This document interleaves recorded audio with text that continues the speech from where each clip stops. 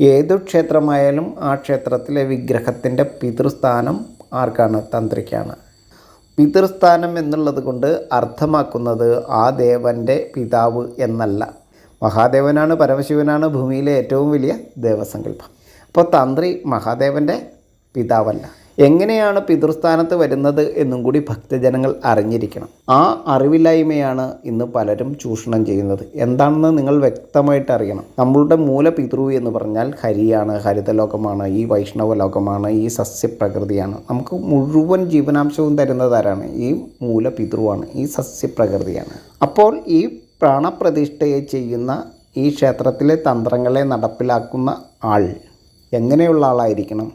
ആ പിതൃവിന് തുല്യനായിരിക്കണം.